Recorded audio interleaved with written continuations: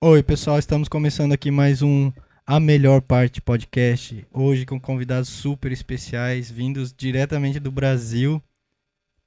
Sejam muito bem-vindos, pastor Natan, pastor Stephanie, são pastores de jovens no Brasil do Ministério Mevan. Nós estamos muito honrados de receber vocês aqui. É uma alegria, gente, uma honra poder estar aqui na Melhor Parte Podcast, poder conhecer vocês, poder servir um pouquinho a igreja aqui da Inglaterra, aqui na verdade não é Manchester, né? Nós estamos na Grande Manchester, né? Mas é uma alegria, uma honra estar com vocês. Realmente, muito obrigada pelo convite, pela oportunidade, pela honra. Vai ser um prazer poder compartilhar um pouquinho da nossa história com vocês e com vocês também. É a gente que agradece, estamos nos sentindo muito privilegiados por esse Amém. tempo, essa oportunidade. E sintam-se à vontade, Amém. que Deus os abençoe e nos conduza nessa conversa. Amém. É verdade. A gente quer saber um pouquinho de como que começou essa história. Talvez, né, cada um pode comentar, fiquem à vontade também para jogar para um, jogar para outro. Mas esse início na vida cristã, vocês já nasceram cristãos ou se converteram depois? Como que foi esse início? A minha história é mais rápida. Eu nasci... Eu tenho mais detalhes, né? A Meus dela é um pouco mais irmãos se rápida. converteram no Mevan, de Itajaí, onde eu congrego até hoje, e eu fui pra lá com 9 anos de idade.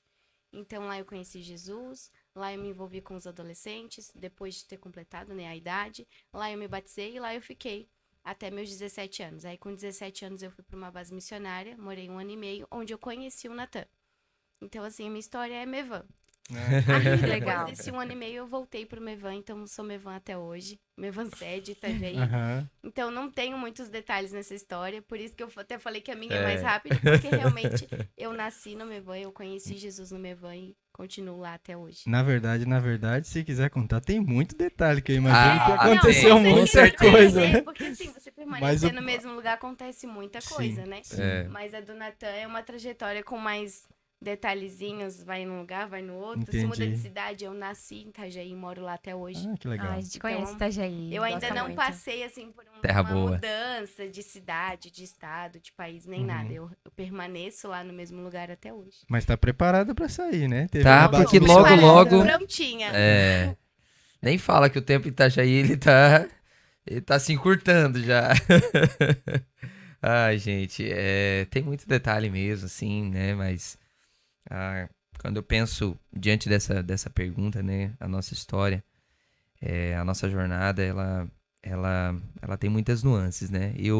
A minha família, pra vocês entenderem, né? Eu vou exercer minha capacidade de síntese aqui. Vocês vão ver por que eu falei que a dele tem mais detalhes. A minha se converteu no Mevan e continua lá. A minha família toda, eu digo tios, avós, tudo, sempre foi da Congregação Cristã no Brasil. Não sei se vocês conhecem, né? Uma igreja bem tradicional, assim, né? Hoje, se eu não me engano, é uma das denominações evangélicas maiores do Brasil. Uma família da Congregação Cristã no Brasil. Meu pai e minha mãe cresceram lá e tal. E eu nasci no meio desse contexto, né? Mas, devido a muitos problemas que nós tivemos, né, na nossa família, na nossa casa, os meus pais, é bem tranquilo, abertamente falar isso, eles passaram por um processo de divórcio, né? E eles ficaram 5 anos divorciados, né? Eles ficaram 5 anos divorciados, cada um tomou o seu rumo, cada um tomou a sua vida. Eu era pequeno, eu acho que eu tinha 8 para 9 anos nessa época. E foi um processo muito doloroso pra nossa casa, né? Eu sou filho único, então sofri mais filho ainda. único. Eu Não sei tinha, bem o que é, sabe também bem sou. o que é, né? Então a gente não. Eu não tinha com quem compartilhar isso, né? Então eu vi minha mãe ficar muito mal, eu vi meu pai ficar muito mal também, por caminhos opostos e de maneiras distintas.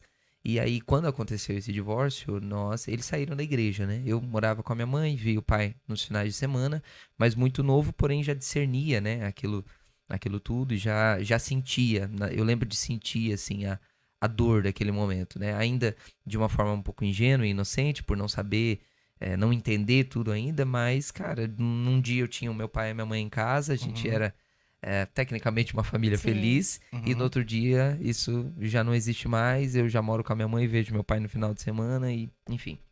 Isso gera sempre traumas, né, na criança. Gera, não adianta. Por mais que seja amigável. Exatamente. E eles sente, eu acho que até os pais às vezes negligenciam o quanto a criança sente um processo desse. Porque a gente pensa, não, é novo, não sente, mas eu sou prova viva de que sente.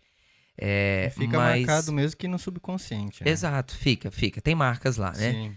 Mas o interessante é que depois de 5 anos separado, o que aconteceu? A minha mãe, para vocês entenderem, ela foi convidada para ir numa igreja que estava começando, uma igreja batista, que estava começando num hotel, na minha cidade, em Joaçaba. Eu nasci em Joaçaba, né? Que é o oeste catarinense.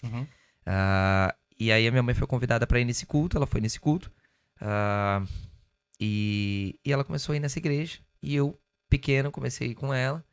E daqui a pouco eu começo a ver minha mãe, algo novo acontecer na vida da minha mãe começa a ter um novo brilho e tal, enfim, a gente começa a congregar nessa igreja. Aí você tá com que idade? Aí eu já tô, acho que com uns 11, 12 anos. 11, 12, então quando você começou a ter esse convívio de ver uma diferença. Exatamente, de ver uma diferença na vida da minha mãe a partir do momento que ela tava nessa igreja. E uma igreja pequena que tava começando no hotel, tinha umas 30 pessoas, né? Igreja Batista. E aí o que acontece? Guarda esse detalhe, né? Essa igreja pequena começando com 30 pessoas num hotel. Quando eu vejo, depois de um tempo, o meu pai começa a ir nessa mesma igreja.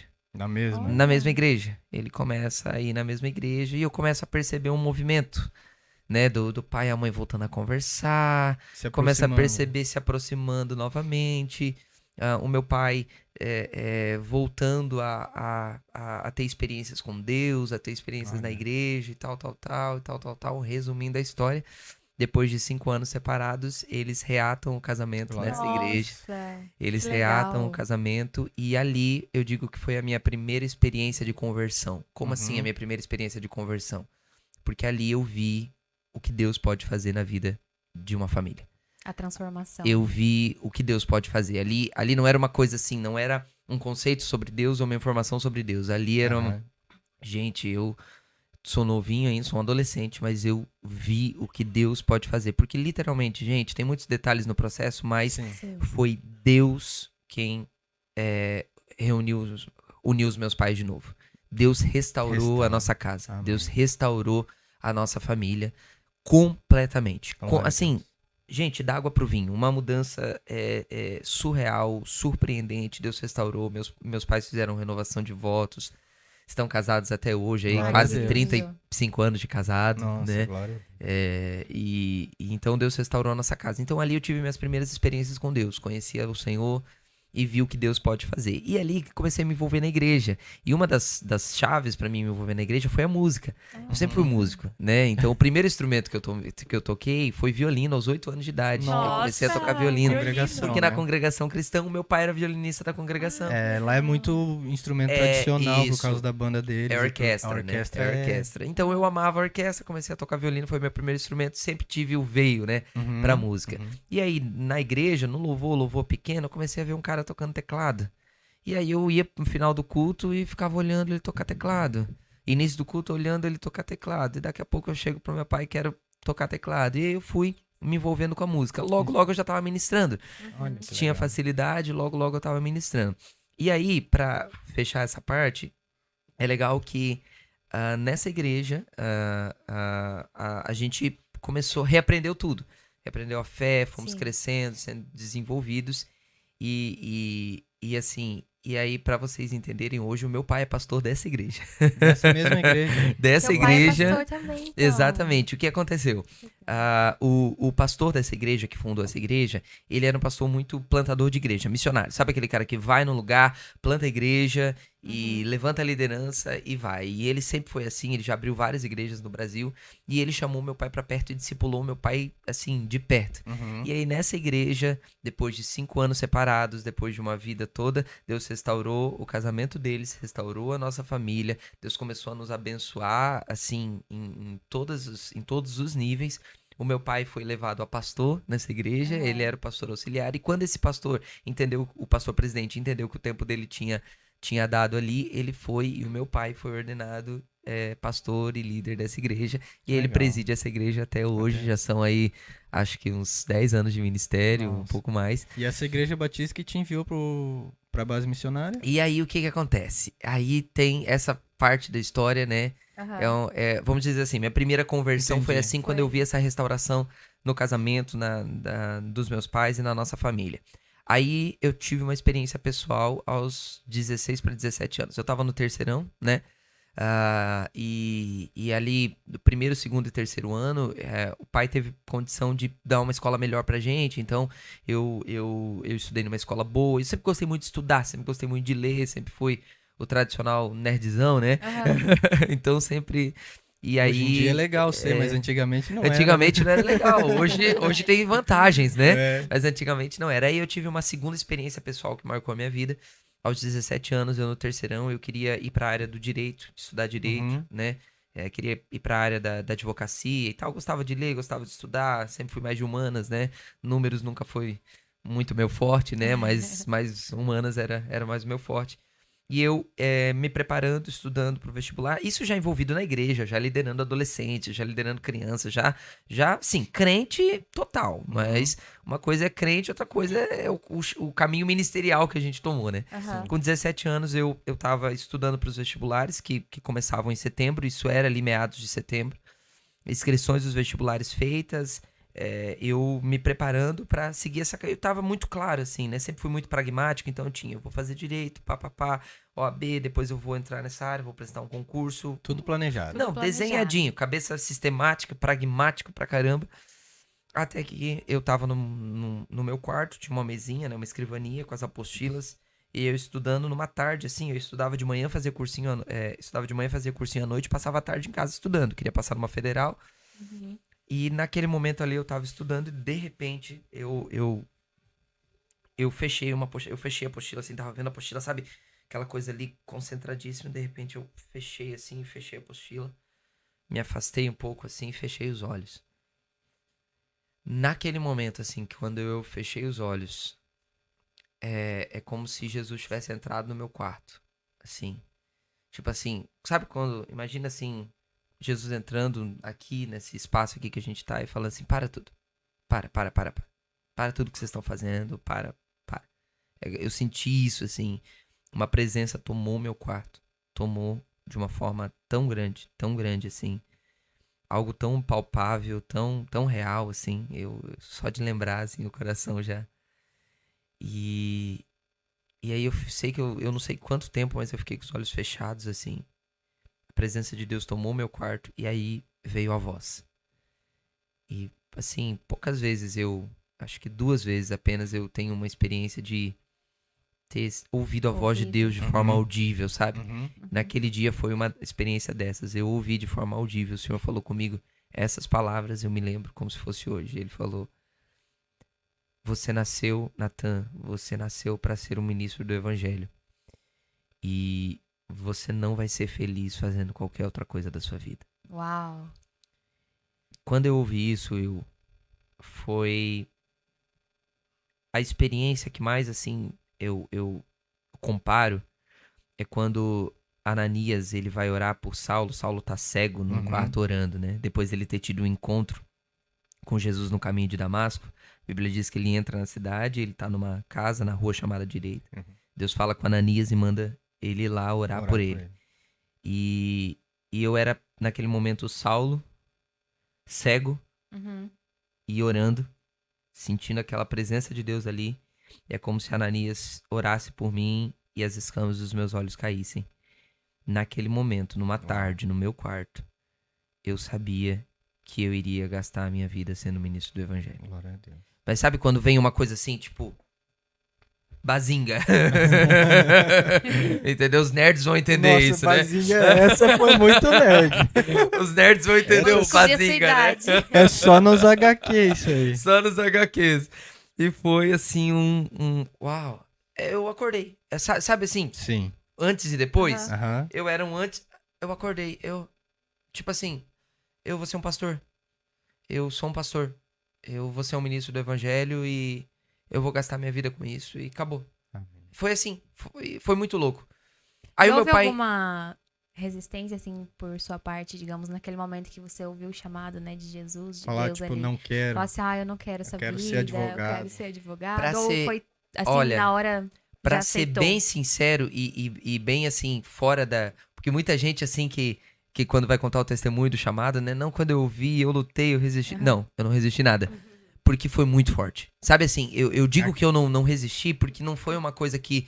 Não foi alguém que me falou, Aham. não foi uma palavra que eu ouvi que me tocou e que... Não. Eu ouvi Deus. Eu acho que aí cabe aquela presença irresistível. É. Que quando é Ali... Jesus purinho, Foi não tem Deus. como resistir Não tem mesmo. como. Não, eu não tinha como fugir daquilo porque agora eu não me via mais como eu me via antes. Uhum. A partir daquele momento, eu passei a me ver de forma diferente. Então, Uhum. é como se, assim, naquele momento eu descobri quem eu sou, sabe? Eu entendi, não, eu sou isso.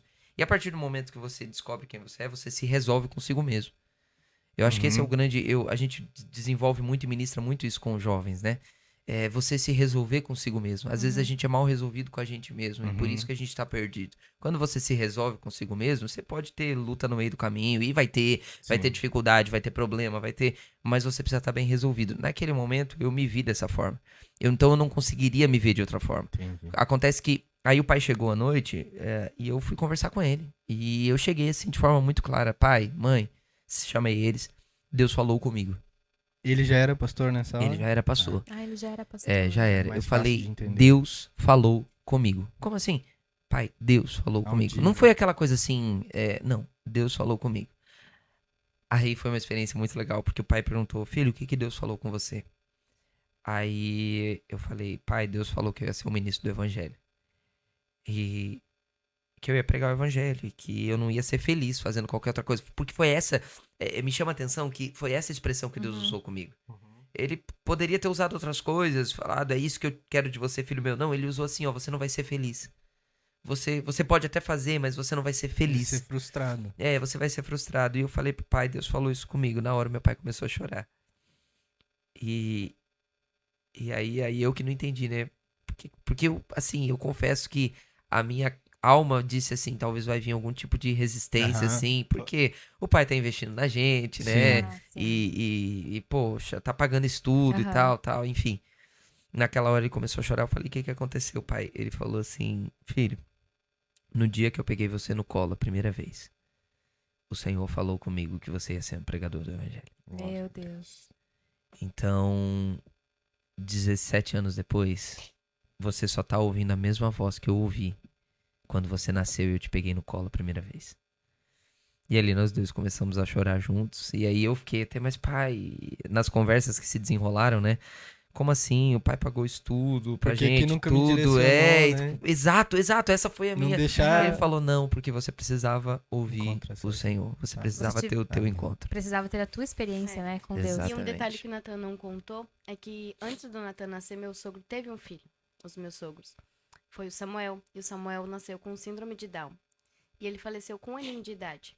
Nossa. Só que quando esse processo foi acontecer, uma semana antes do Samuel falecer, Deus falou com o meu sogro numa igreja.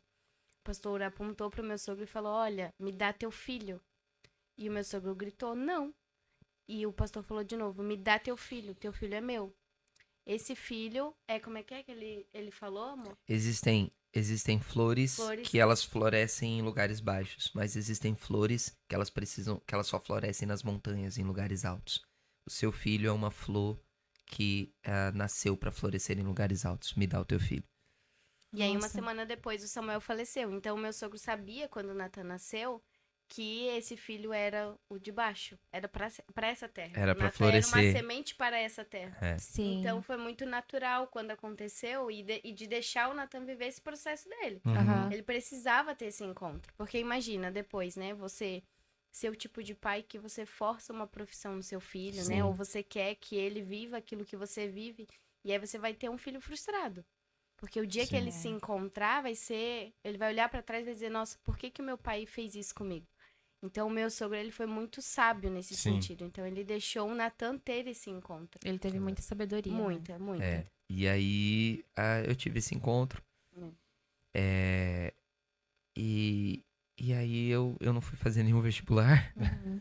Eu sempre conto isso, e quando eu conto pros jovens e tal, eu sempre falo, gente, essa foi a minha experiência, Sim. não é doutrina, não é nada. Pelo contrário, hoje, dentro da nossa ênfase ministerial, pastoreando jovens, liderando jovens, hoje a gente empurra a galera para as faculdades, empurra a galera para empreender, para fazer missão nesses lugares, para ir para esses lugares com uma mentalidade missional. Mas na minha experiência não coube, o direito não coube mais. Na minha experiência pessoal, eu não tinha como ir. E aí eu fui para essa base missionária, que era um trabalho que estava começando em Itajaí, de uns pastores amigos da família. Eu sempre ia para Itajaí passar férias, ficar na casa deles. E eles estavam começando esse trabalho missionário. De formação missionária numa base de internato com alojamentos femininos, masculinos, refeitório e tal, era a primeira turma. E aí eu terminei aquele ano e eu fui para essa base missionária. Eu fiquei 3 anos lá, eu fui levado a líder de jovens lá, aprendi muito. Foi nesses 3 anos, eu acho que eu li a Bíblia inteira umas 6 vezes. A gente tinha um período de oração e estudo pela manhã de 4 horas, então tinha manhãs que a gente orava 3, 4 horas por dia, assim, era muito louco. A gente viveu experiências muito loucas com Deus. Ali eu aprendi a orar, aprendi as disciplinas espirituais, li pra caramba, estudei pra caramba. Então, eu fiquei 3 anos, assim, meio que totalmente mergulhado em preparação, sabe? Aquela coisa da preparação. Mas já exercendo também, liderando igreja, né? Não adianta, não tem como a gente fugir disso. Eu tava no 3º ano, a dona Stephanie aparece nessa base missionária, há um ano, né, através de um amigo e tal. Ela acabou indo pra lá, ela era do Mevan, né? A base era na mesma cidade, então ela meio que saiu um pouco do Mevan pra ficar esse tempo na base. E foi quando nós nos conhecemos, nos apaixonamos. Conte um pouco, Stephanie, dessa parte. Você foi pra essa base, então você também já tinha essa visão de estar trabalhando com missões ou de repente estar liderando na igreja? Não, o que você pensou quando você foi? Esse desejo, esse coração nasceu na base. Eu sempre disse que eu ia fazer medicina na Argentina. Sim. Porque na cabeça brasileira, fazer medicina no Brasil era muito caro. Então, os meus pais queriam que eu fizesse na Argentina. E aí, quando eu conheci a base, eu conheci através de um menino que fazia curso comigo. E ele falou, a minha igreja é parede preta, você quer conhecer? Porque o meu era muito branco, com a luz ligada, as paredes brancas. Eu falei, nossa, que diferente, eu preciso ir nessa igreja. E aí eu fui lá visitar, e aí conheci a galera, o Nathan liderava os jovens nessa época e tal, porque a base era junto com a igreja. entendi. Então ela funcionava nos cultos de semana, quarta, domingo e tal, sábado era culto de jovens. Então era uma igreja, pra nós de fora, uma igreja normal. E aí eu fui lá visitar, achei muito legal, o povo me abraçou, porque era uma igreja menor. Aí eu comecei a ir lá, os meus pais iam no Mevan, e eu ia lá. E aí depois de lá, começou a nascer muito esse desejo, e aí foi onde eu fui pra base morar. Sim. Então eu estudava, tinha algumas meninas que estavam terminando o ensino médio, eu era uma delas, então eu estudava e morava na base. Então, a gente passava esse período de manhã cedo juntos, em oração, estudo e tal. À tarde, a gente ia pra escola e depois voltava lá pra igreja, fazia os trabalhos de lá e tal. Então, eu fiquei 1 ano e meio, Nathan 3 anos no total. Então, e aí, foi lá que a gente se aproximou. Foi lá que nasceu um sentimento. Só que essa parte da história, cada um tem a sua versão. Sempre assim, né? Numa história romântica, cada um tem uma versão. E a minha é diferente da versão do Nathan, mas eu vou deixar ele contar dele primeiro. Não depois tem. eu conto Qual que é a mais minha. romântica? Mais romântica é a minha, né? Ele. Que é ela que se declarou pra mim. Assim, Pronto. Não, nós nos conhecemos ali, né?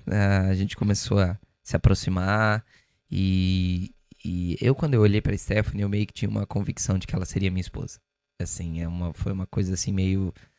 Eu não consigo... Outra coisa que eu não consigo explicar dentro dessa jornada. Eu olhei e imaginei, é a minha esposa. Eu vou casar com ela, é a mulher da minha vida. Eu é o acho primeiro. incrível isso, Não né, é o amor? primeiro. Olha muito só. legal. Teve um Isso, pessoal né? que veio aqui que ele viu pelo Facebook do amigo dele na barra de rolar, sem Não, era o enrolando. Orkut. Orkut, é.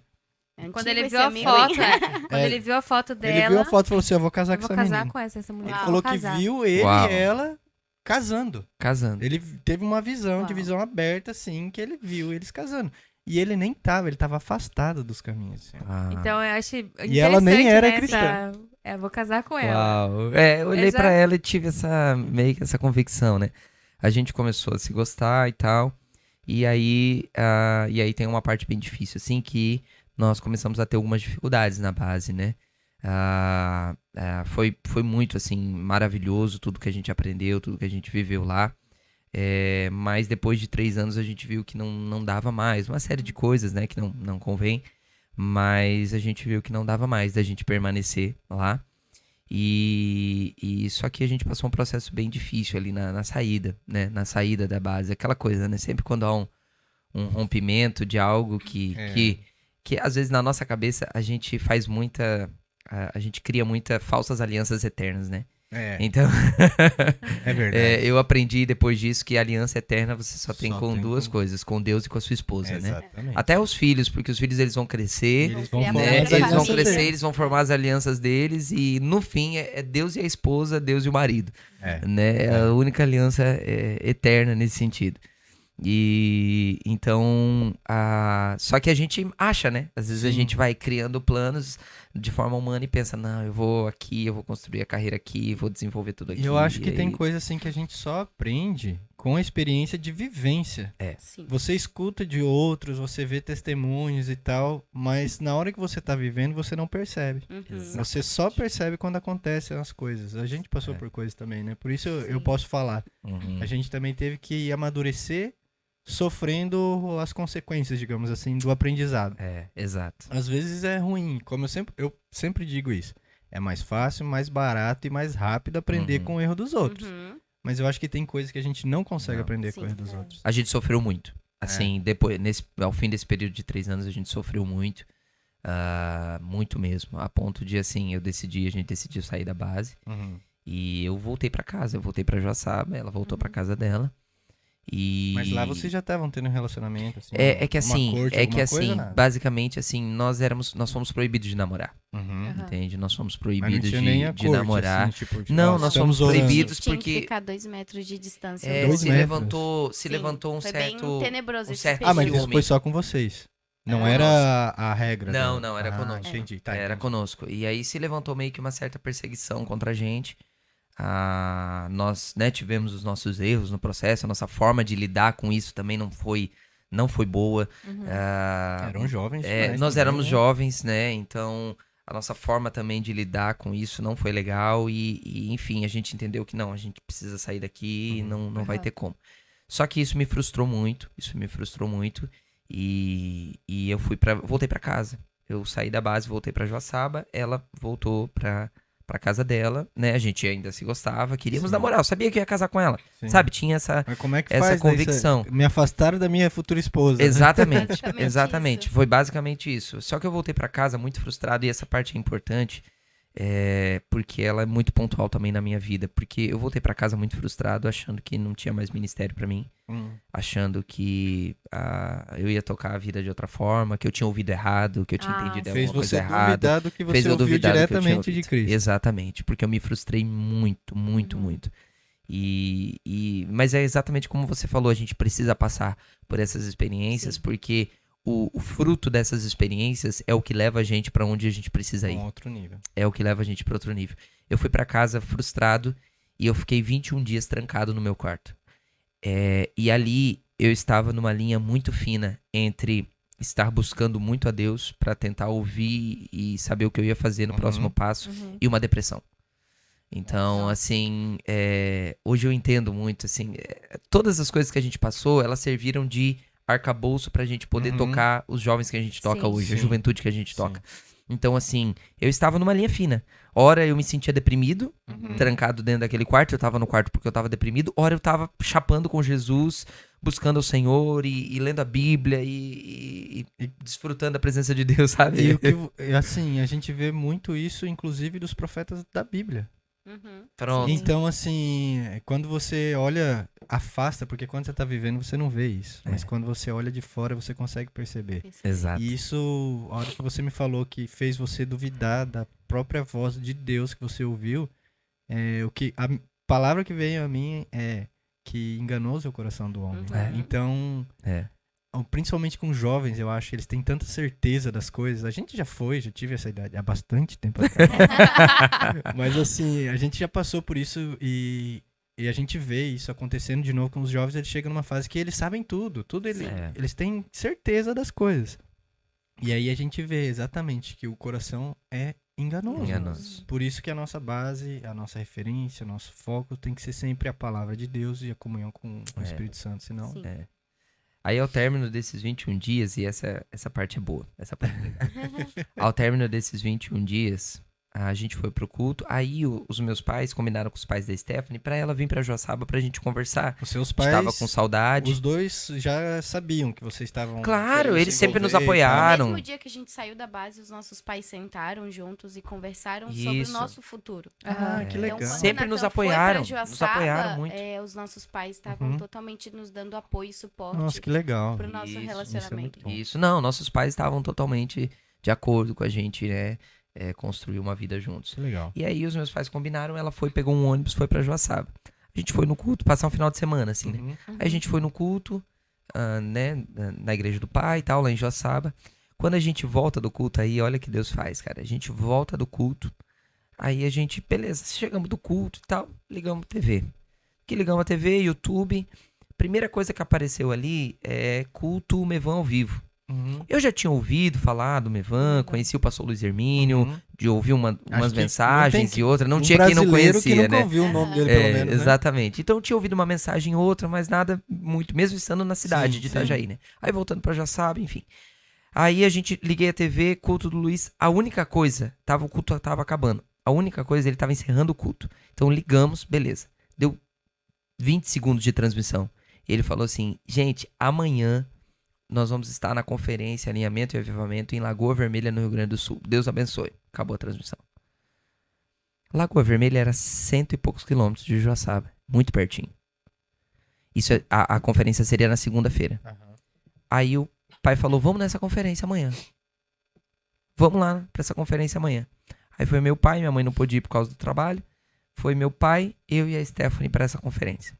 Já foram juntos daí. Fomos juntos. Ela tava passando o final de semana lá. Entendi. Fomos pra essa conferência e aí nós sentamos na metade da igreja pra trás, igreja lotada, umas 700 pessoas. O pai, por ser pastor, tinha lugares reservados lá na frente. Ele sentou lá na frente. Eu e ela ficamos sentadinhos lá atrás na conferência.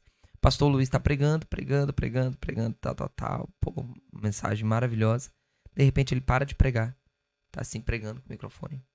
Para de pregar, baixa o microfone, vai descendo do altar e vai andando no corredor, passando por aquelas centenas de pessoas, até chegar em quem? Diretamente na gente. Nossa. Aí ele chegou, botou a mão no meu peito, falou assim, pequeno homem, hoje Deus vira uma chave na sua vida. Você tá pronto para viver do evangelho? Você tá pronto pra viver nas nações da terra? Você tá pronto... E eu lembro que, olha, interessante, uma das primeiras coisas que ele falou, você tá pronto pra Europa? Olha. Isso foi há 10 anos atrás, gente. 11 anos atrás. Você tá pronto pra Europa? Você tá pronto pra viver nas nações? Você tá pronto pra viver do evangelho? Hoje Deus vira uma chave na sua vida. Você achou que não tinha mais nada, mas eu tenho algo lindo pra você. E começa a ministrar comigo, eu vou pro chão. Nossa. Aí ele olha pra ela, fala o que você é dele. Aí eu sou namorada dele. Você não pediu pra casar como de Deus, como missionária. E bota a mão já na mão dela, na cabeça dela, começa a orar, ela vai pro chão também. E aí ele ora pela gente ali. Foi a primeira vez que você tinha ido no culto dele? Primeira vez. Foi a primeira vez. Aí ele ora pela gente ali. Aí ele levanta e fala bem assim, marquem bem esse casal. Porque daqui a alguns anos vocês vão ver eles fazendo coisas sobrenaturais. Eles vivendo coisas sobrenaturais. Nossa. Aí ele falou uma coisa muito interessante. Ele falou assim, se você é pastor dele, se você é líder dele, alguma coisa, investe nele. Investe nesse casal. Porque eles são uma bomba. Eu lembro dele falar dessa forma. Tem um videozinho. Eles são uma bomba pra essa geração. Investe neles. Aí, beleza, ele voltou. Continuou a pregar. Aquela experiência foi, digamos, a terceira experiência, assim, que nos afetou muito, assim. Afetou, marcou, porque ali o Senhor, lembra do que você recebeu e lembra de tudo isso. Ao término daquele culto, meu pai vem até a gente, tal, chorando, pega na nossa mão. E aí o pastor Luiz, sempre que termina as conferências, ele fica ali, tira foto com a galera, assina um livro, alguma coisa assim, né? E a gente entrou naquela filinha lá. E aí, quando entramos naquela filinha lá, chegamos no pastor Luiz, o pai chegou pra ele, tal. E ele abraçou a gente, tal. Ele achou que era pra tirar uma foto. Aí meu pai olhou pra ele e falou assim, pastor, o senhor falou que quem fosse pastor dele, líder dele, era para investir nele. Eu sou o pai dele. E também pastor dele. Eu sou o pai dele, pastor dele. E o senhor falou que era para investir nele. Então eu vou fazer o maior investimento na vida dele que eu posso fazer. Eu vou fazer agora. E esse investimento é mandar ele para Itajaí para trabalhar com o senhor. Aí o pastor Luiz não acreditou, né? Quantas pessoas ele deve ouvir assim, vou lá pra Itajaí e tal. Eu sei que uma semana depois eu tava morando em Itajaí de novo. Nossa. E fui congregar no Mevan. E assim, quando eu cheguei lá, o pastor Luiz não acreditou que a gente ia. E eu fui pro Mevan. Eu fui pro Mevan, assim, sem proposta de nada, sem pretensão nenhuma. Eu fui lá pra congregar e estar perto do pastor Luiz. Pra congregar no Mevan, estar perto do pastor Luiz e beber daquela fonte. E aí eu comecei a beber daquela fonte, absolutamente voluntário, comecei a servir, comecei a me envolver com a igreja, me envolvi, aí noivei no meio desse processo, a gente não tinha dinheiro pra nada, a gente não tinha condição de absolutamente nada, Sei bem noivei no meio do, noivei assim, era loucura, porque ela não trabalhava, eu tava servindo voluntário na igreja sem ganhar R$1, e aí eu peço ela em casamento, no meio desse processo, sem segurança nenhuma, sem nada, mas a gente tinha uma palavra de Deus, eu sabia que ia casar com ela e tinha uma palavra para estar no Mevan. E aí eu fui servindo, me envolvendo com a igreja. E aí, assim, de forma bem sobrenatural, um mês antes da gente casar, a gente casou em 6 de outubro de 2018, fez 6 anos agora, poucos dias atrás. Em 6 de outubro de 2018, nós casamos um mês antes. O ministério estava começando a plataforma de ensino, que era o Mevan Academy. Eles estavam começando o projeto, né, do ensino do Mevan, que seria uma plataforma para ensino, levar ensino para as nações da terra, em todas as línguas e tal. E aí como eu tinha feito a base, eu tinha feito seminário no meio do processo também, eu tinha feito seminário teológico, semipresencial e tal. Me formei em teologia, fiz uma especialização em missiologia, nerd, né, não adianta, tinha que estudar pra caramba também. E aí o Ministério de Ensino me chama e fala assim, Natan, a gente quer integrar você ao Ministério para você fazer parte dessa equipe de ensino. E assim, a gente não pode dar muito por enquanto, a gente consegue dar uma oferta para você de R$1.000. E aí eu falei, opa, já é alguma coisa. Uma oferta de R$1.000. E aí eu aluguei um apartamento, Minha Casa Minha Vida, de 40 metros quadrados para poder casar, de R$950. Então o aluguel tava garantido. Agora eu tenho que ver como é que eu vou comer. O restante, aí a gente pensou, o restante Deus provê. Amém. E aí o ministério me integrou ali. E aí, gente, o resto é história até aqui. Sim, mas aquela hora que eu falei, né, que tem uma parte da história que cada um tem uma versão, que ele não contou, achei que ele ia entrar nesse assunto, que é porque a gente começou a conversar e a gente viu que tava rolando alguma coisa, eu percebi isso, e no dia que a mãe do pastor dessa igreja que nós estávamos, nessa base que nós estávamos, faleceu, eu e o Natan, a gente conversou muito durante o velório. Muito, muito, muito. E aí eu percebi naquela noite que as nossas ideias, sonhos e projetos eram muito parecidos. E aí depois disso, passou uns dias, a gente começou a conversar muito, chamei ele, e eu falei assim, olha, eu preciso te dizer uma coisa. Ele tava saindo na porta da igreja, eu chamei ele, falei isso, falei, olha, eu acho que a gente tá sentindo alguma coisa um pelo outro, porque a gente tá muito próximo, conversando muito. Foi uma declaração. E aí ele muito crente, olhou pra mim e falou assim, eu também percebi, vamos orar. Aí eu, tá bom, amém, vamos orar, a gente é crente, né? E passou, e a partir dali começou a se intensificar. A versão dele é que eu me declarei no velório. Porque fica mais bonito, não fica? Não sei. Nossa, olha que... Ó, isso puxa mais atenção, né? Nossa, ela se declarou no velório da mãe do pastor. Não. No velório da mãe do pastor eu vi que os nossos sonhos eram muito parecidos. Mas a gente sempre conta e cada um contava uma coisa. Aí um dia eu cheguei pra ele e falei, olha, amor, a gente precisa alinhar. Tem que alinhar essa história aí. Essa história aqui, entendeu? Porque não tá dando. Não tá batendo. Não pode ter duas histórias, né? Mas é interessante, assim, como que Deus junta duas pessoas com os mesmos sonhos, né? Com a mesma visão. E pra quem tá nos escutando e nos assistindo, jovem, que você que tá ouvindo esse podcast... isso é muito importante, né? Porque imagina se você falava assim, não, eu quero casar, eu quero, né, já ter filhos, né? Ou, enfim, eu não quero ser ministério. Sim. E aí já ia começar uma briga ali. Então, eu acho, assim, tão importante, né? Essa parte do jovem realmente refletir não namorar só por namorar, né? Mas refletir, será que essa pessoa, ela tá dentro dos meus sonhos, daquilo que Deus tem pra mim, dos meus projetos? Porque senão acaba que já começando um conflito ali no início, né? Quando algum jovem, assim, da igreja fala assim, eu vou começar a namorar e tal, mas você tá esperando casar quando com essa pessoa? Daí falou assim, não tô pensando em casar, então não começa a namorar. Nem começa a namorar. Eu sempre digo que essa parte de relacionamento, ela precisa ser muito racional. Porque quando ela é muito emocional, a galera se envolve demais e depois se machuca. Exato. Aí depois de um tempo já envolveu toda a família, os pais, os irmãos, e vê que não era aquilo que a pessoa queria, que a pessoa sonhava. Então eu sempre digo que essa parte de relacionamento, ela precisa ser muito racional. Você precisa estar escolhendo de maneira racional e estar olhando, não, isso aqui faz sentido pra mim. Sim. Não, isso aqui não faz sentido pra mim. Até se dá errado, como você falou, as famílias estão envolvidas, acaba que afasta as famílias. Todos amigos, e às vezes eram amigos mundo, antes desse relacionamento e tal, e termina a amizade de anos da família, né?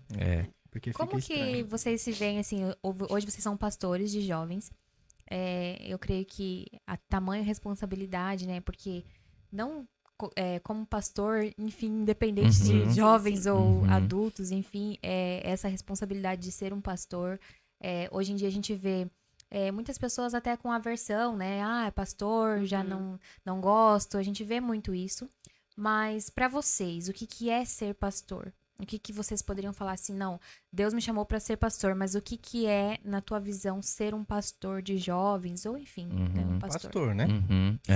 Eu sempre digo isso, eu não sou pastor de jovens, eu estou pastor de jovens, o que eu sou é um pastor, né? E jovens, no momento, é a área de atuação que a gente atua. E outra coisa que a gente sempre fala, hoje, graças a Deus, a gente tem tido a oportunidade de ministrar muitos líderes e pastores de jovens. Nós estamos criando uma rede de relacionamento com pastores e líderes de jovens.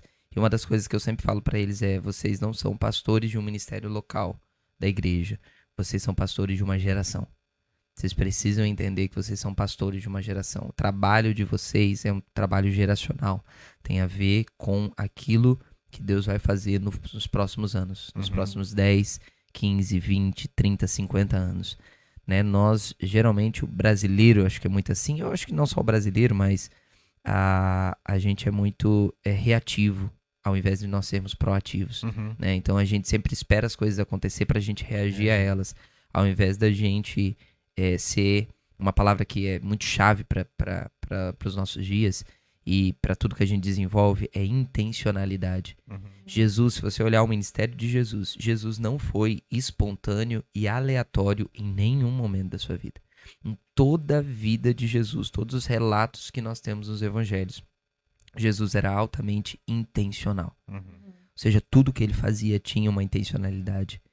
Multiplicar pão e multiplicar peixe não tinha a ver com suprir uma necessidade, tinha a ver com a intencionalidade dele de depois falar para aquele povo que queria pão e peixe que ele era o pão da vida.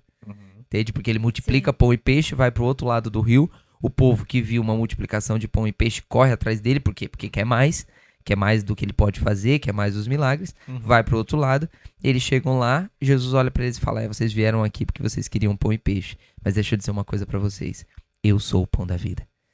Eu sou o pão da vida. Quem come de mim viverá, por mim viverá.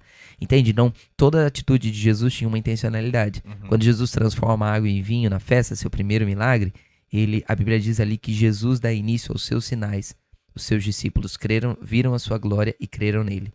Então, ele não transforma a água em vinho só para a festa continuar. Ele transforma algo em vinho para que os seus discípulos pudessem crer naquilo que ele poderia fazer.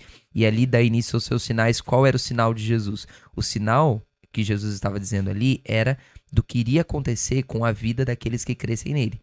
Porque todo mundo oferece primeiro o vinho bom e no fim da festa oferece o vinho inferior. Ou seja, todo mundo começa bem, todo mundo começa vivendo bem, mas vai passando o tempo, vai diminuindo a paixão, vai diminuindo talvez o fogo e tal, e aí você vai ficando mais cético e tal, e já lá no fim da sua vida você tá num estado, às vezes, até pior do que antes de quando você começou. No padrão de Jesus, não. Ele deixa o melhor vinho pro fim da festa. Ou seja, no padrão de Jesus, conforme a festa se desenrola, vai aumentando a alegria, vai aumentando o fogo, vai aumentando a paixão. Então, tudo que Jesus fazia tinha uma intencionalidade por trás, né? Então eu creio que o ministério pastoral hoje, para mim, Jaque e Will, ele tem a ver com essa intencionalidade na formação de uma geração.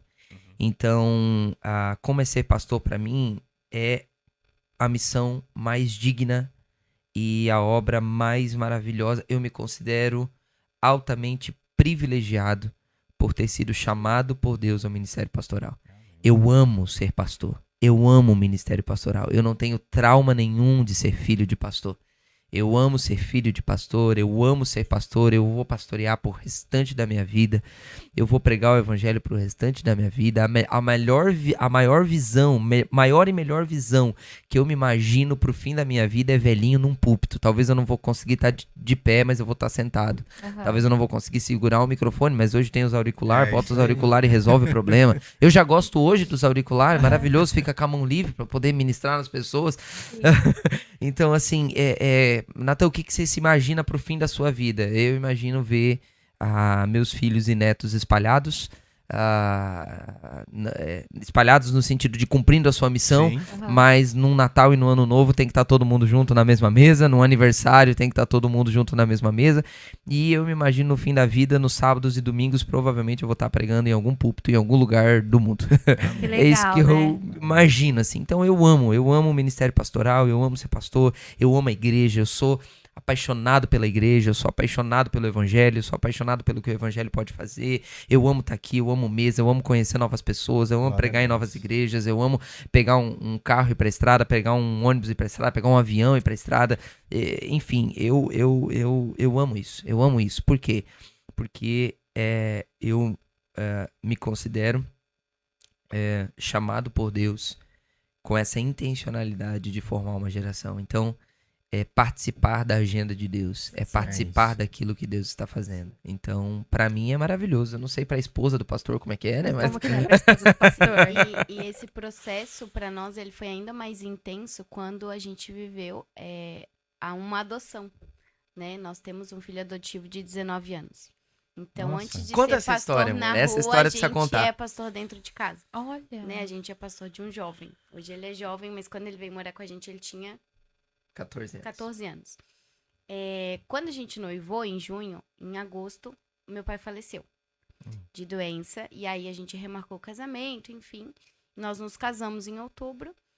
Em março do outro ano, a gente completou ali um aninho de casados e tal. A minha mãe veio falecer. Nossa. E aí, quando ela faleceu, eu tenho 3 irmãos mais velhos, mas foi muito natural. O Gu, o nome dele é Gustavo, vim morar com a gente. Que é o irmão mais novo dela. Então, ele era o meu irmão mais novo. Na época, eu tinha 20 anos e o Gu tinha 14. Aí, ele veio morar com a gente, então, foi até 3 dias antes de iniciar a pandemia. Você tinha 20 anos, então? Eu tinha 19 Eu você 21. 21. Bem novinhos, né? Aí, eu completei 20 anos, em seguida, minha mãe faleceu. E o Gu veio morar com a gente. Então, quando o Gu veio morar com a gente, foi uma escola pra nós. Porque ele era um adolescente órfão, tinha acabado de perder o pai, fazia 2 anos, perdeu a mãe.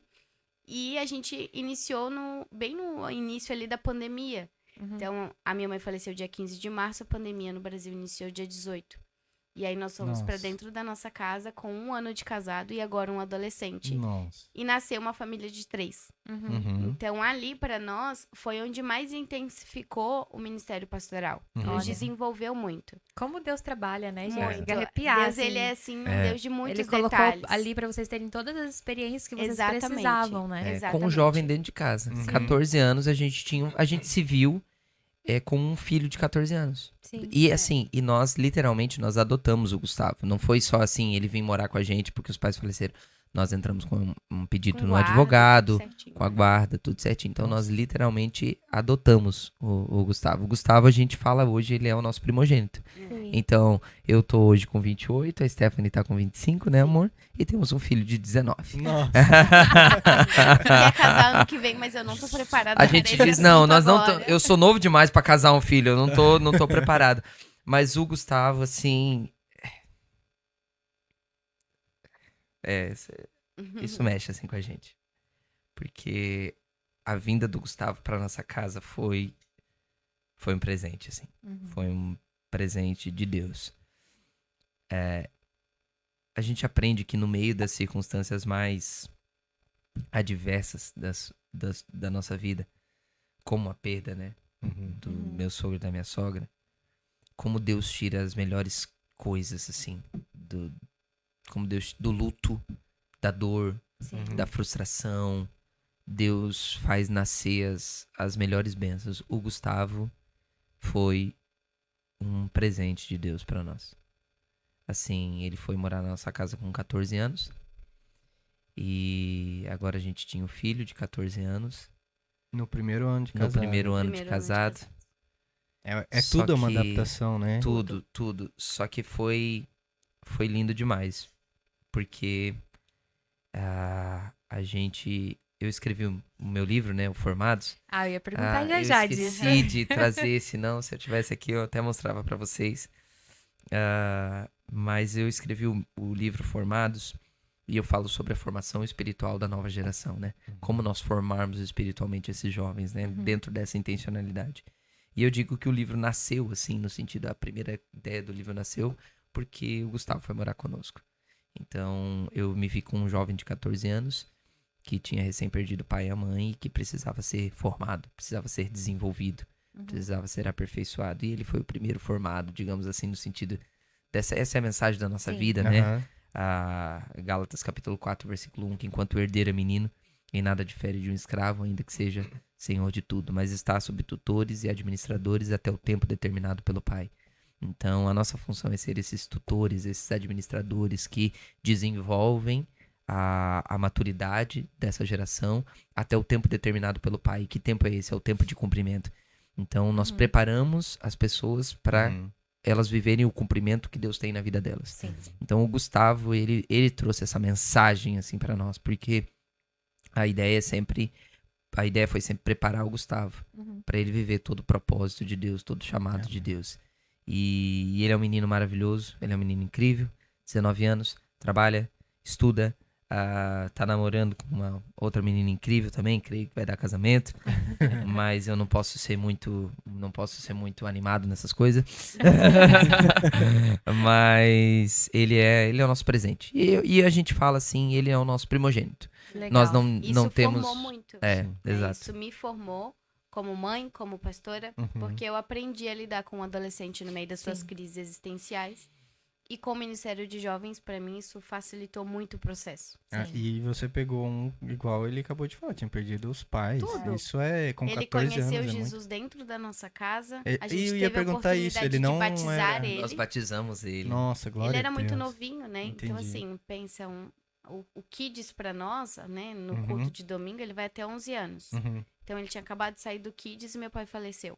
Nossa. Então, ele não tinha nem estrutura para isso, né? Então, ele realmente foi ter um encontro com o Senhor depois que os meus pais faleceram, depois que ele veio passar dentro da nossa casa, viver esse processo. Então, isso formou muito o ministério pastoral em nós. Isso formou muito quem nós somos hoje e a identidade da nossa casa. Sim. Então, o Gu, para nós, realmente, assim, ele é um presente. Sim. E vocês falaram assim fato. que ele é o primogênito de vocês e a gente vê o quão é um filho adotivo, quão importante, quão peso que tem isso na Bíblia, né? Nós somos Sim. filhos Nós somos como... adotados. Exatamente. E Paulo descreve isso exatamente porque naquela sociedade era, aspas, mais importante o adotivo do que o teu filho biológico, né? Exato. Porque você tinha mais obrigações e responsabilidades porque você escolheu ser pai. E, Exato. na verdade, eu concordo com esse pensamento, né? Não Com que certeza. vou ter menos com o meu filho, Claro. mas se você escolheu ter mais um ou o primeiro É que seja, diferente, né? exatamente. Até a adaptação, tudo. Isso. Deus nos adotou, né? Exato. É incrível Somos isso, feitos né? adotivos. Ai, tem tantas Glória a perguntas, gente. Mas a gente vai ter que seguir um pouco aqui. Eu queria perguntar um pouco pra vocês, assim, quais as maiores dificuldades que vocês estão vendo hoje, né, em ministrar os jovens. E algumas estratégias que vocês têm, assim, pra alcançar o coração deles, assim. Um jovem que, por exemplo, não está na igreja, como que a gente pode chegar nesse jovem, chamar, né, e poderia... Atraí-los. Isso, nesses tempos de hoje. Eu brinco com a nossa galera lá que o maior desafio do nosso Ministério de Jovens hoje é o pastor deles. Eu brinco, qual a maior dificuldade hoje do meu Evanjovem? Sou eu. Eu sou a maior dificuldade, não. Mas a gente tá num cenário de mudanças, né? E eu acredito que uma das grandes dificuldades em lidar com os jovens é você fazer leitura cultural. Você precisa hoje fazer uma leitura cultural. Você precisa entender... por quê? Porque quando você não faz leitura cultural, leitura do seu tempo, você acaba respondendo perguntas que não estão sendo mais feitas. E aquelas que estão sendo feitas a gente não responde. Então a Bíblia fala sobre os filhos de Issacar. Quem eram os filhos de Issacar?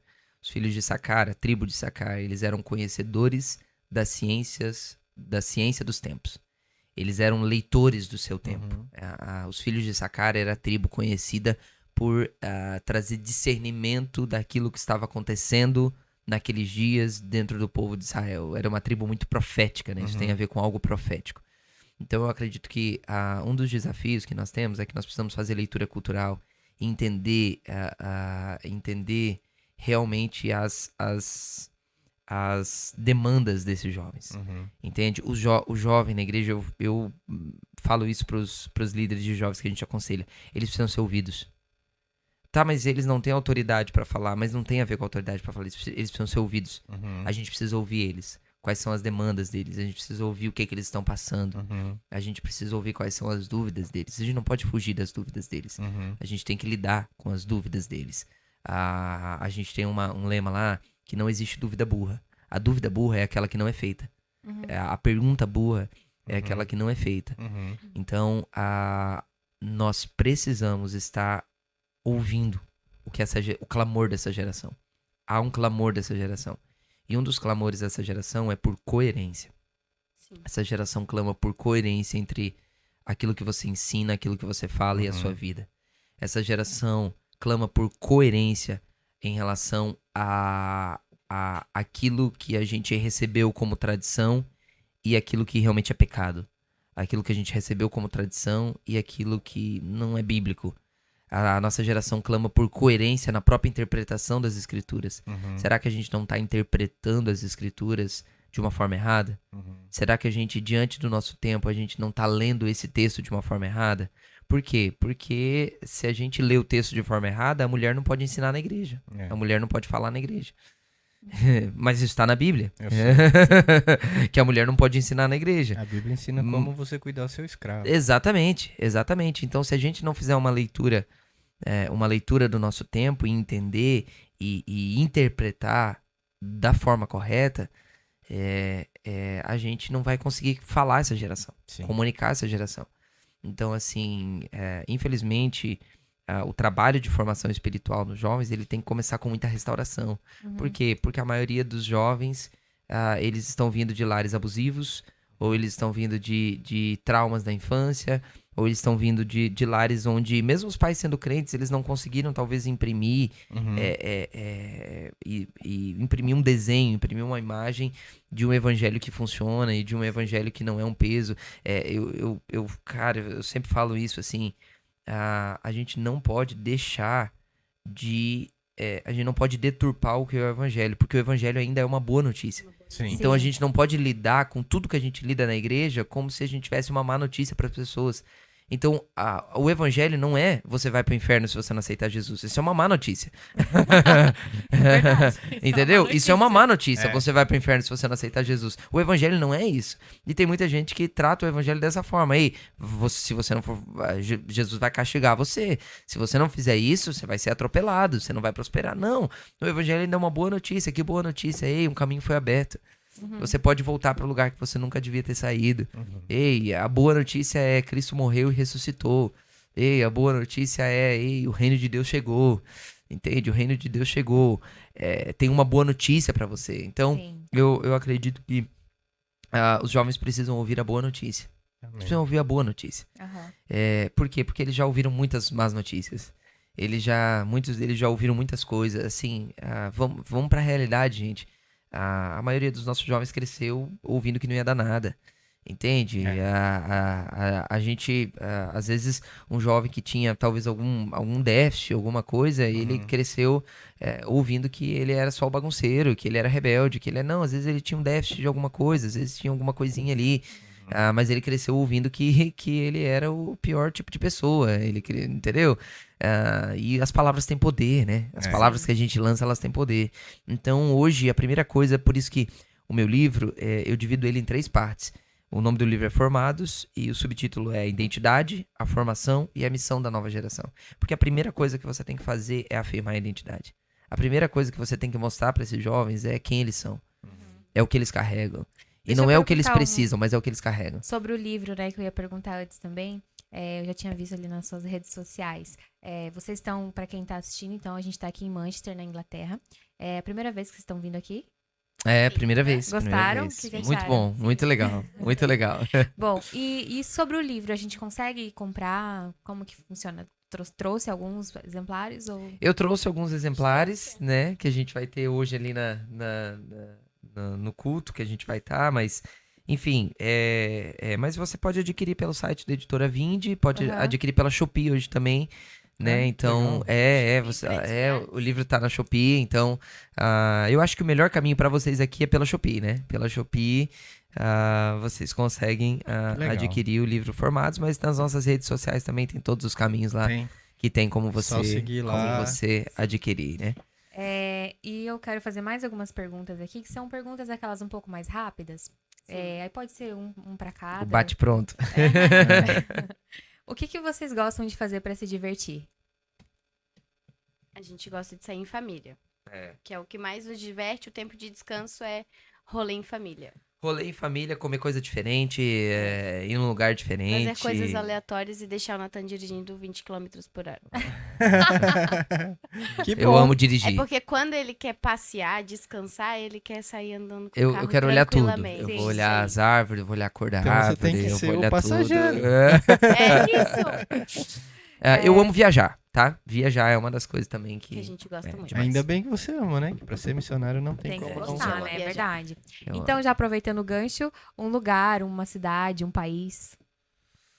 Olha, a gente conheceu essa semana e eu fiquei apaixonado por Luxemburgo.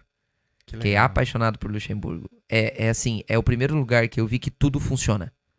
Tudo assim, funciona mesmo. A gente passou um dia, mas a gente viu que tudo funciona de modo, assim, muito tudo. diferente, né? Muito diferente. Tudo, pra gente que vem do Brasil, gente, a gente já sabe que a realidade europeia, ela já tá num outro, né? Mas Luxemburgo foi ainda uma coisa assim, um nível acima ainda em relação a tudo funciona. A cidade absolutamente limpa. Os comentários lá sempre são muito bons. Organizada. tudo- Nossa, Também, a sua maravilhosa. também seria Tudo Luxemburgo? organizado. Não, seria Brasília. Nós Brasília? temos uma palavra Brasília? para Brasília e a gente crê que logo, logo a gente Aí vai é espiritualmente, assim, se né? mudando e vivendo um processo em Brasília. Certo. Então, pro a futuro. minha cidade é Brasília. Ah, sim, legal. Porque Deus mandou. Porque Deus mandou. Tem Ela é muito seco, meu nariz sangra lá. Mas nós temos uma Mas palavra a pra gente tem um amor por desenvolver aquela um terra. trabalho Amém. na nossa capital federal. Eu acho Olha que só. logo vamos fazer isso. em nome Então, de esse Jesus. seria já um plano ministerial pro futuro, Sim, né? seria. É um Não plano. tão longe? Isso, Não não tão tão longe, é algo que a gente tem construído junto com o nosso pastor, com o pastor Luiz. E talvez aí logo, quem sabe nós vamos ter o Mevo Brasília. Amém. E estamos construindo e trabalhando para isso. Que legal.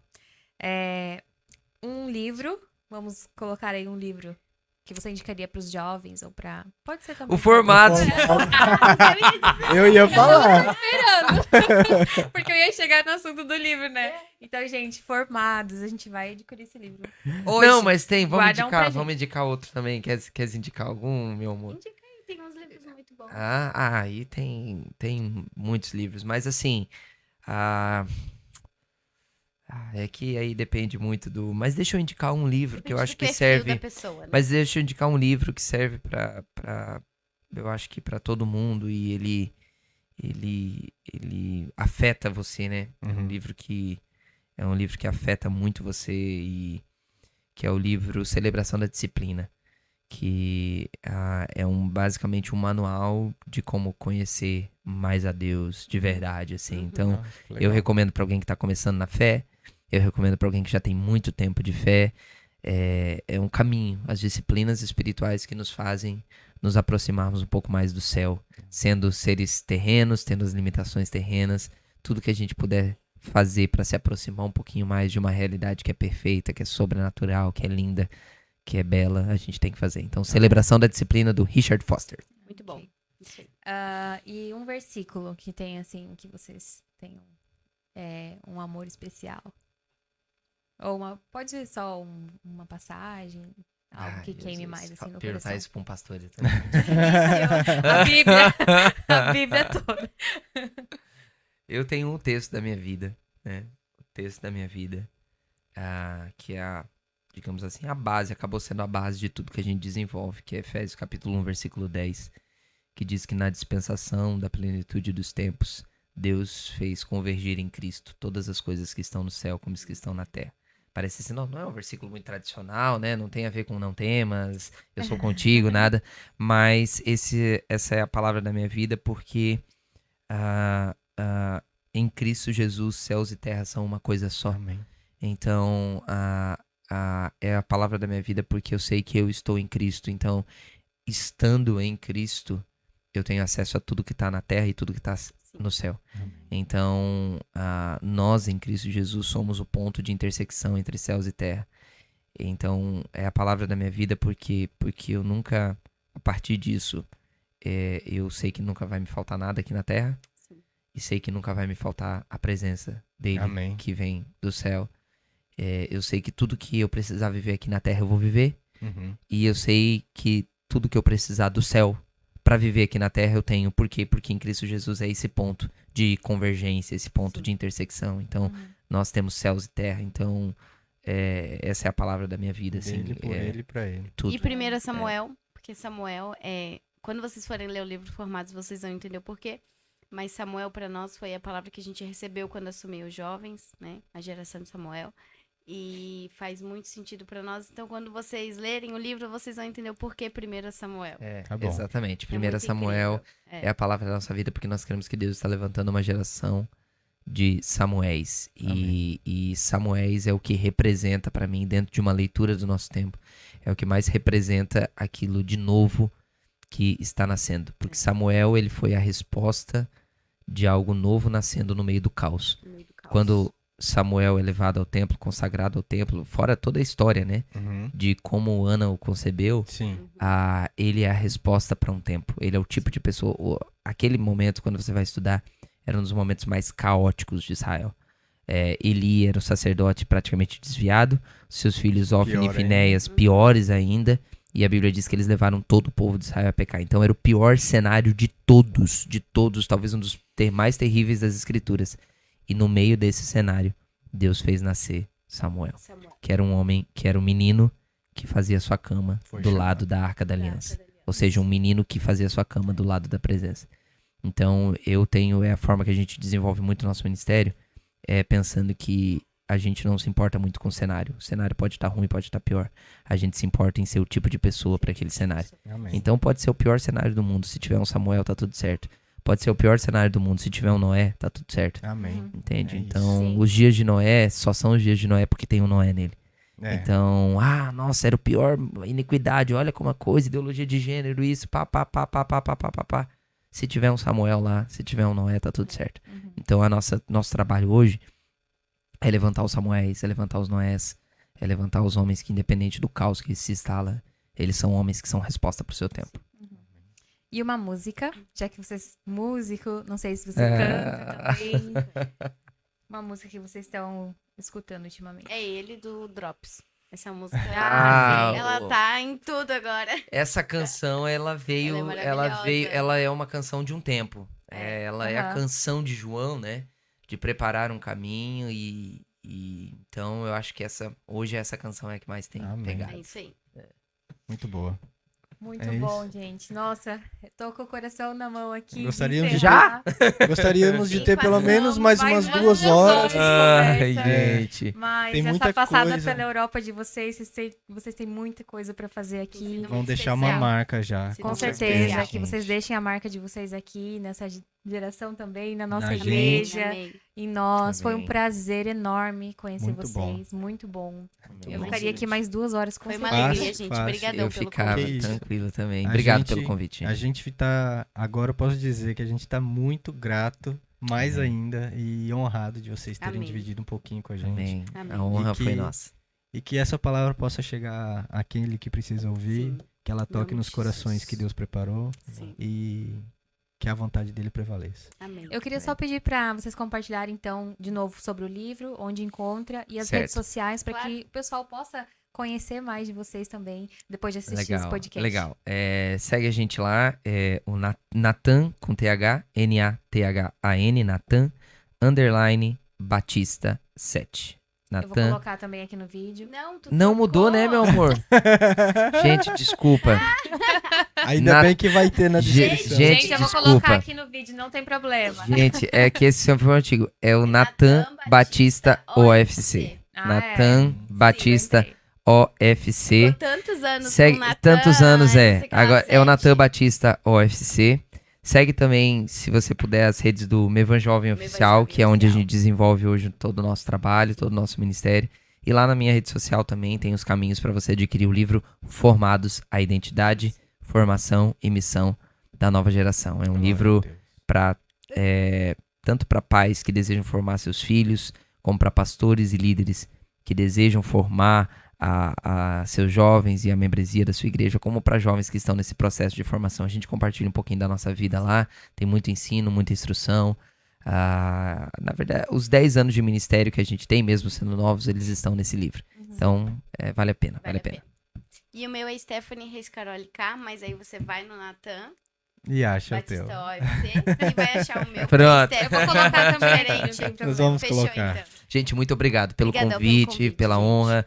Foi uma alegria estar aqui com vocês, poder compartilhar. O tempo passa rápido Passa mesmo. muito rápido. Muito Mas rápido. tem muita graça de Deus aqui, muita Amém. presença de Deus, e que aquilo que for produzido aqui nessa mesa, através da vida de vocês, desse podcast, possa tocar muitas Amém. pessoas, possa Amém. chegar em vários lugares para a glória de Deus. Amém. Muito honrado Muito e muito obrigada. feliz de estar aqui. Amém. E quem sabe a gente já pensa e já marca uma próxima aí pra Amém. gente continuar Vamos essa, marcar, Pode com deixar. pra certeza. gente continuar Deixa essa com conversa. tempo aí pra gente ficar uma tarde Com até de certeza. frente aí. Fica É, isso aí. conversando. Sim. Gente, muito bom. Eu queria agradecer. Estou muito honrada de ter vocês aqui no Amém. podcast. E queria também deixar uma mensagem para você, jovem, que está assistindo, que está escutando, ou pai, né, que tem o Sim. seu filho. Se precisar de ajuda, manda uma mensagem, Com certeza. entra nas nossas redes sociais. Nós estamos aqui com esse projeto, mas é para alcançar vidas, né? Amém. Não é só para assistir, é para realmente chegar naqueles que estão precisando. Sim. Então temos aqui, né, as redes sociais de vocês, também temos a nossa. Aqui no vídeo você pode deixar nos comentários também. Estamos Entre em contato, disponíveis. né? Amém. Eu tenho repetido para quem me manda mensagem, sempre falando assim, você não está sozinho. Sim. Existem pessoas dispostas, né, a te ajudar, a Sim. orar por você. E é isso. Amém. Muito obrigada. Muito obrigado a todos que assistiram até aqui. Que Deus abençoe cada um de vocês. Gente, obrigado. Valeu, Deus gente. abençoe. Tamo junto. Deus Amém. abençoe. Obrigada. Tchau. Tchau.